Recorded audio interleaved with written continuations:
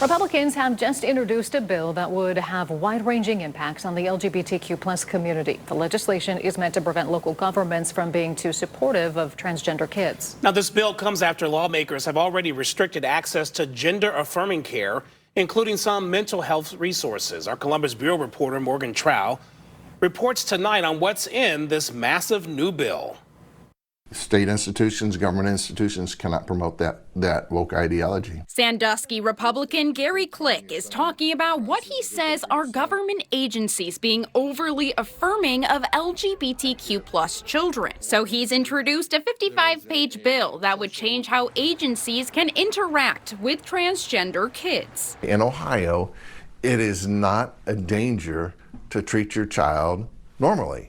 And to affirm your son as your son and your daughter as your daughter. Click's bill prevents a parent from losing custody if they refuse to affirm their child's gender identity. It also prevents an agency from barring child placement with foster couples who don't support transgender identities. Another provision in the bill would overturn a dozen conversion therapy bans across the state by reframing counseling to reverse someone from being transgender as not legally considered to be conversion therapy. It is not conversion therapy to help children discover their identity and who they are biologically. The bill goes into classrooms, too. Provisions would bar teachers from discipline for not using a student's preferred pronouns. And the legislation could potentially prevent teachers from using a student's preferred pronouns. When a child walks into a classroom, the teacher is not thinking this is a trans student or this is an LGBTQ+ student or anything else about that student. What they're seeing is somebody's future. Educator Melissa Cropper is concerned with the bill and says schools are being put in the middle of Republicans' culture war, which only hurts vulnerable kids. It's an attack on autonomy. It's an attack on local control.